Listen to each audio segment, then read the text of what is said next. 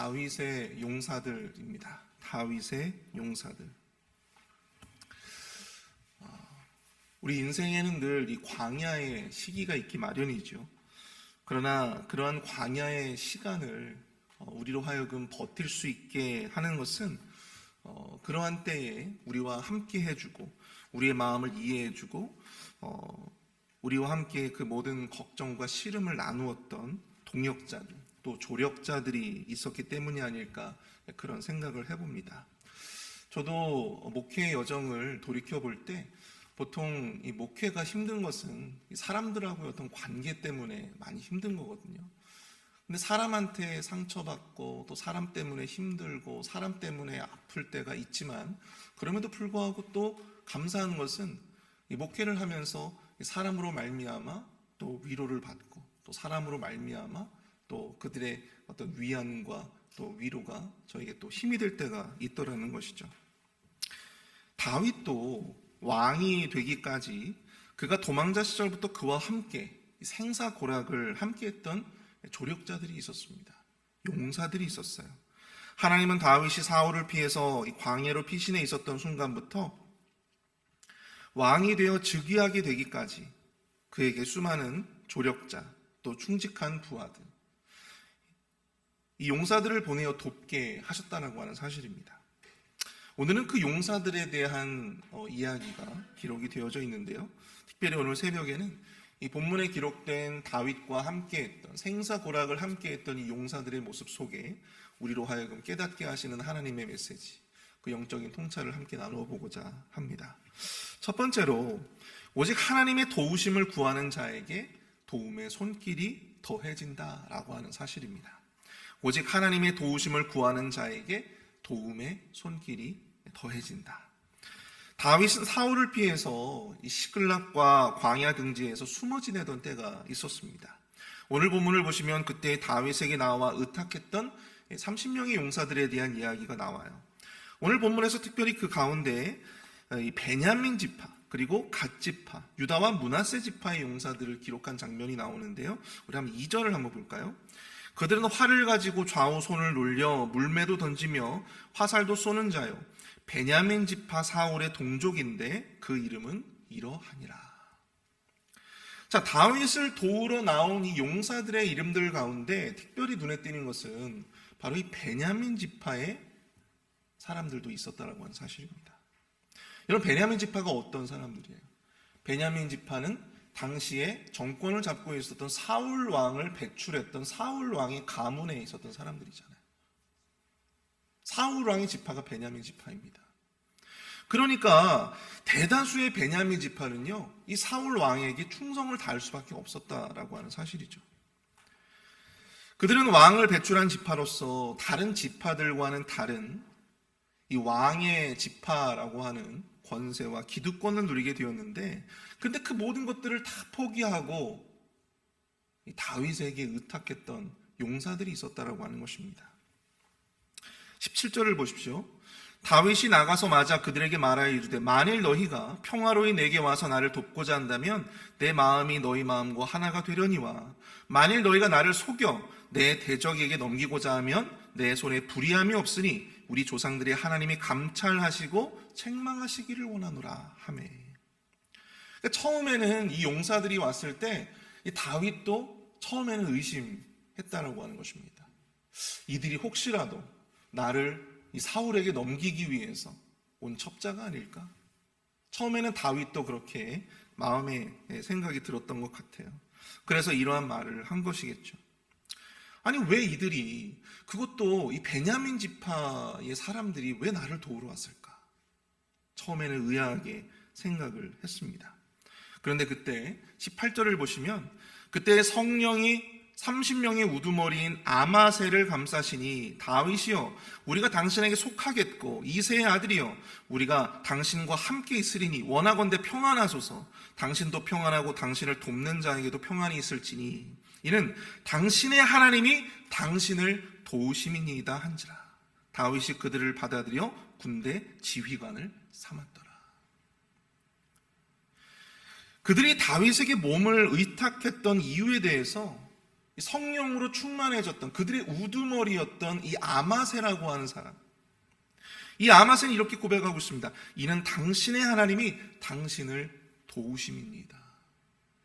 하나님이 지금 당신을 돕고 있기 때문에 그래서 우리가 지금 당신에게 온 것입니다. 평안하소서. 의심하지 말고 불안해하지 마시고 평안하소서. 하나님이 지금 당신을 돕고 있기 때문에 우리가 지금 당신에게 왔습니다. 그렇게 그들은 자신들의 운명을 다윗에게 의탁할 수 있었던 것입니다. 여러분들 시편 56편을 여러분들이 보시면 시편 56편은 사울에게 이 다윗이 쫓겨다닐 때 그가 잠깐 이 블레셋의 아기스 왕에게 그 몸을 의탁했던 적이 있었습니다. 그때 지은 시가 바로 시편 56편이에요. 그가 사울의 위협을 피해서 블레셋 왕을 의지했을 때 블레셋 신하들은 오히려 그가 이 블레셋의 위해가 된다고 해가지고 그 다윗을 죽이고자 했습니다. 그러나 다윗은 일부러 미치광이 짓을 하게 되죠. 일부러 침을 흘리고 미치광이 짓을 합니다. 그래서 그가 그 위기를 모면하게 되었다라고 하는 사실이죠. 그가 물론 잠깐뿐이겠지만 그가 사람을 먼저 의지했을 때, 그가 먼저 사람에게 의지를 해서 사람의 도움을 받고자 했을 때 그는 오히려 어떻게 되었어요? 더 큰 위험을 경험하게 되었다라고 하는 사실입니다. 순서가 있다는 거예요. 순서가. 그 경험을 바탕으로 그는 시편 56편을 고백하면서 사람을 의지하지 아니하고 그가 오직 여호와 하나님을 의지하겠다라고 하는 그 고백의 마음을 담아서 이 시편 56편을 찬양했다라고 하는 것입니다.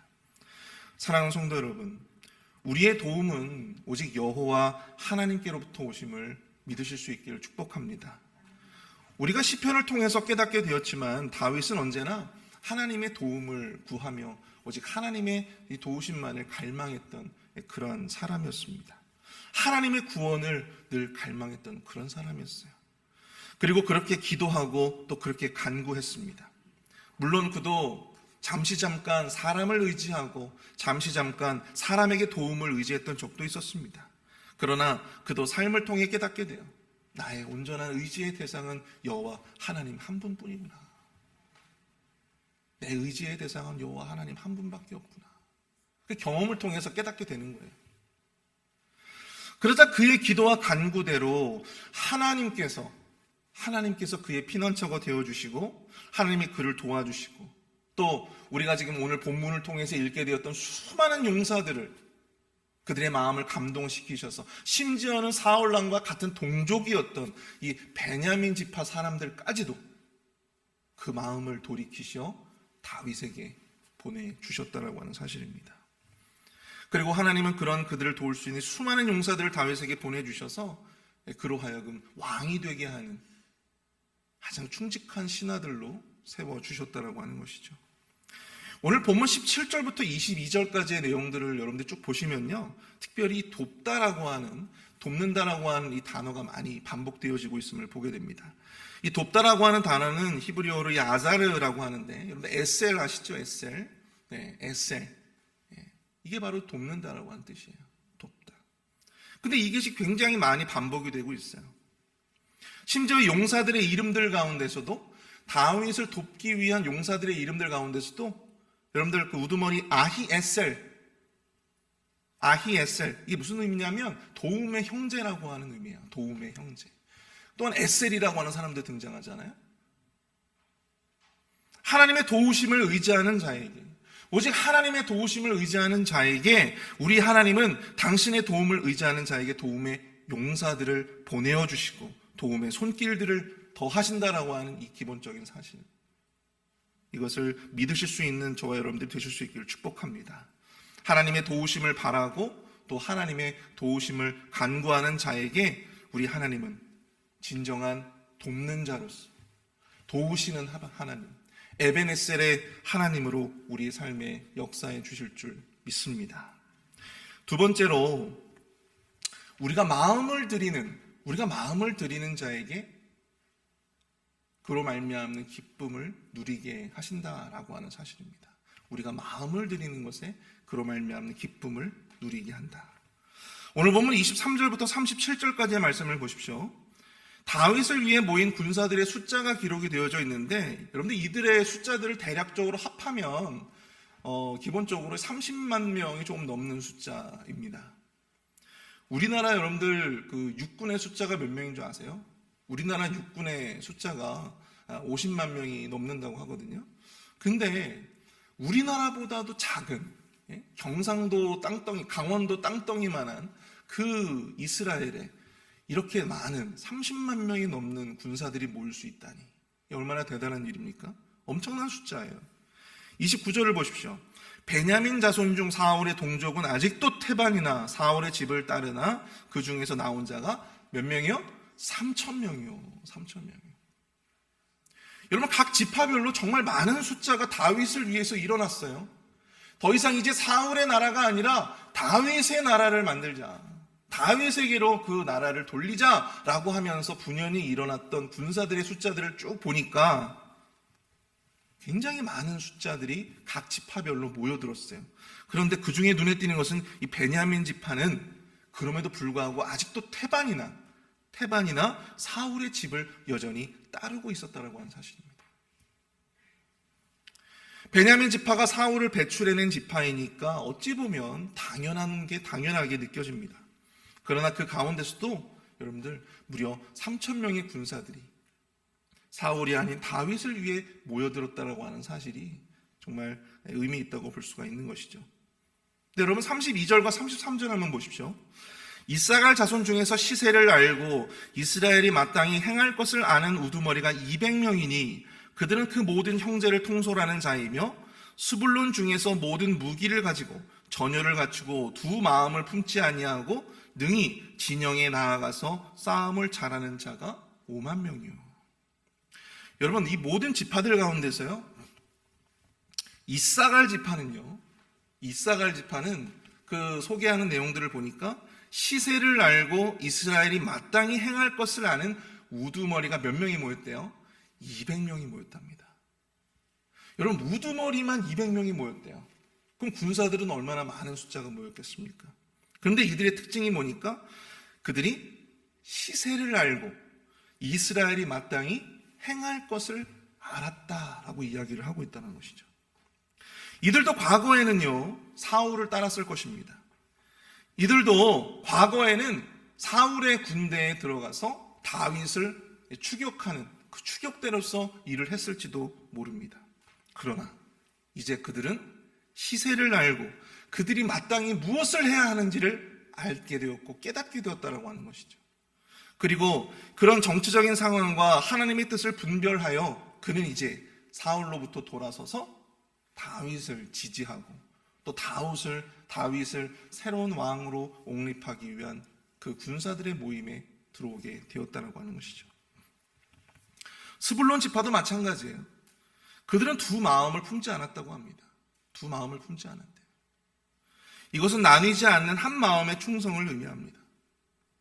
사울에도 일부분 가고 또 이 다윗에게도 일부분의 어떤 힘을 보태는, 그래서 누가 일어서든 누가 이기든 손해보지 않고 이익을 얻고자 하는 어떤 그런 마음으로 임했던 것이 아니라 그들은 사울에게서 돌아서서 다윗을 일심으로 한 마음으로 나뉘어지지 않는 한 마음으로 다윗을 따랐다라고 하는 것입니다.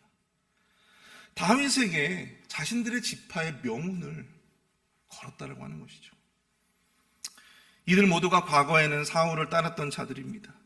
그러나 그들은 이제 하나님의 뜻이 어디에 있는지, 하나님의 뜻이 사울이 아닌 다윗에게 있음을 그 누구보다도 잘 알고 있었다라고 하는 것입니다. 시대의 흐름과 시대의 균형추가 어디로 향하고 있는지를 그들은 분별할 수 있었던 사람들이었습니다. 반면에 대다수의 베냐민 지파의 사람들은 일부를 제외하고는 모든 사울과 사울의 가문을 지키고자 여전히 그 과거의 영광을 붙잡고 있었다라고 하는 것이죠. 과거의 영광에 얽매여서 그 영광을 놓치고 싶지 않았던 것입니다.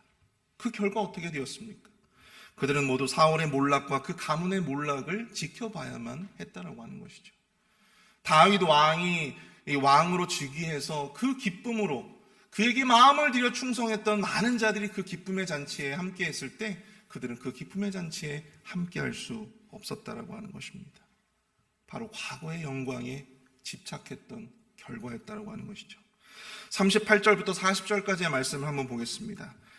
이 모든 군사가 전열을 갖추고 다 성심으로 헤브론에 이르러 다윗을 온 이스라엘 왕으로 삼고자 하고 또 이스라엘의 남은 자도 한 마음으로 다윗을 왕으로 삼고자 하여 무리가 거기서 다윗과 함께 사흘을 지내며 먹고 마셨으니 이는 그들의 형제가 이미 식물을 준비하였으며 또 그들의 근처에 있는 자로부터 이사갈과 스불론과 납달리까지도 나귀와 낙타와 노새와 소에다 음식을 많이 실어왔으니 곧 밀가루 가자와 무화과 가자와 건포도와 포도주와 기름이요 소와 양도 많이 가져왔으니 이는 이스라엘 가운데 무엇이 있음이로라?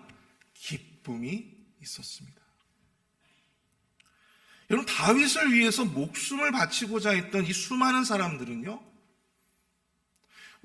다윗이 왕이 되자 그들이 이렇게 천심으로, 정말 이 마음에서 우러나오는 천심으로 기뻐할 수 있었던 이유가 무엇이겠습니까? 왜 그들이 그렇게 기뻐할 수 있었을까요? 자신들의 목숨을 내놓고 다윗을 위해서 싸운 사람들이잖아요. 그런데 그럼에도 불구하고 이들은요, 그 기쁨의 잔치를 위해서 기꺼이 자신들의 재산까지도 이렇게 내놓을 수가 있었다라고 하는 거죠. 어떻게 이럴 수가 있었을까요? 다윗에게 자신의 목숨까지도 내어줬던, 다윗에게 그 한 마음으로 다윗에게 그 마음을 바쳤던, 이 충직했던 신하들이었기 때문에 이 기쁨의 잔치가 진정으로 기쁨으로 다가올 수 있었다라고 하는 사실입니다. 사흘 동안 그들은 다윗과 함께 먹고 마셨다라고 합니다. 모두가 한 마음으로 이 기쁨의 잔치를 벌이고 한 마음으로 기뻐했어요. 왜? 그들이 마음을 들이고 그들이 마음으로 충성했던 다윗이 왕이 되었기 때문입니다. 그러나 시대의 흐름을 읽지 못하고 하나님의 뜻이 어디 있는지, 누구에게 있는지 가늠하지 못했던 이 어리석은 대다수의 베냐민 지파 사람들은 이 잔치에 함께 기뻐할 수 없었다라고 하는 사실입니다. 우리가 마음을 드릴 수 있는 것에, 우리가 마음을 어디에다가 두고 우리가 마음을 어디에다가 쏟느냐에 따라서 그것으로 인해서 사람은 기뻐할 수 있는 거예요. 여러분들, 지금 여러분들은 누구에게 마음을 드리고 있습니까? 여러분들은 과연 어디에 여러분들의 마음을 쏟고 있습니까? 그것이 여러분들에게 진정한 기쁨을 줄 수가 있을까요? 사랑하는 성도 여러분, 사울과 다윗을 겸하여 섬길 수 없듯이 우리도 세상과 하나님을 겸하여 섬길 수 없습니다. 세상과 하나님 사이에 양발을 걸치고 외줄타기를 할 수는 없는 것입니다. 두 마음을 품고 세상과 하나님을 겸하여 세상의 원리와 하나님의 원리를 동시에 따르며 그러한 삶의 양식을 택하며 살아갈 수는 없는 것입니다. 하나님은 우리에게 하나님의 뜻을 쫓아 시대를 분별할 것을 요구하세요. 그리고 거기에 우리의 마음을 쏟기를 원하십니다. 한 마음으로 우리 주님께 충성하기를 원하시는 것입니다. 여러분, 다윗을 쫓으려면요, 사울을 버려야 돼요. 우리 주님을 쫓으려면 세상을 버려야 합니다. 우리가 누려오던 세상의 기쁨과 세상의 가치와 세상의 쾌락과 세상의 유익들 내려놔야 합니다. 그래야 하나님께서 우리를 위해서 준비하신 그 영광의 잔치에 우리가 진정으로 기쁨으로 참여할 수가 있는 거예요. 하나님이 우리를 위해서 열어놓으신 그 복락을 우리가 진정으로 기쁨으로 누릴 수가 있다라고 하는 것입니다. 예수님도 말씀하시잖아요. 새 포도주는 새 부대에 담아야 한다. 새 포도주를 헌 가죽 부대에 담을 수는 없는 것입니다. 우리의 옛 자아에 구원의 씨앗을 담을 수 없었기에 하나님은 우리에게 중생의 은혜를 베풀어 주시지 않았습니까? 다시 태어나게 하시는 그 은혜를 베풀어 주셨잖아요. 우리 주님을 세상과 겸하여 섬길 수는 없는 것입니다. 우리가 주님으로 말미암는 은혜와 축복을 여러분들 기대하신다면 마땅히 우리가 집착하고 누려오던 그 세상의 과거의 영광들, 그 세상의 과거의 유물들, 그런 것들을 내려놓으실 수 있기를 바랍니다. 그럴 때 우리는 비로소 우리 주님이 열어놓으시는 진정한 그 기쁨의 잔치에 진정한 기쁨과 행복으로 참여할 수가 있는 것입니다. 우리의 마음을 주님께 둘 때 우리는 주님으로 말미암는 그 모든 일들을 기쁨으로 감당할 수가 있는 것입니다. 우리가 주님께 우리의 마음을 드릴 때 한 마음으로, 나뉘지 않은 마음으로 우리가 주님께 우리의 마음을 드려 충성할 때 여러분 주님을 위한 예배가 기쁠 수가 있는 것이고요. 또 주님을 위해서 감당하는 작은 일이라 할지라도 그 사역이 기쁠 수가 있는 거예요. 근데 그게 없으면 기쁘지 않아요. 내 마음을 드리지 않으면 기쁘지 않습니다. 내 마음이 딴 데 있으면요, 하나님으로 말미암는, 또 교회를 위해 말미암는 그 모든 일들이 귀찮게 여겨지고 기쁘게 여겨지지 않아요. 사랑하는 성도 여러분, 세상이 아닌 우리 주님께 여러분들의 마음을 쏟으시는 저와 여러분들이 되실 수 있기를 축복합니다. 세상과 주님을 겸하여 누리고자 하는 두 마음을 버리고 오직 주님께 여러분들의 인생을 거십시오. 여러분들의 운명을 거시길 바랍니다. 그래야 주님으로 말미암는 그 참된 기쁨의 삶을 진정으로 누릴 수가 있는 것입니다. 오늘 시간 다 함께 우리 말씀을 생각하시면서 함께 기도하겠습니다. 다윗을 돕기에 나온 용사들을 바라보며 나도 오직 하나님의 도우심만을 바라며 그분만을 의지하게 하여 주시옵소서. 세상과 주님을 겸하여 섬기지 아니하고 오직 주님께 우리의 마음을 드리고 삶을 드리게 하여 주시고 그로 말미암는 참된 기쁨과 복락을 경험하게 하여 주옵소서. 우리 함께 기도하겠습니다. 사랑하는 주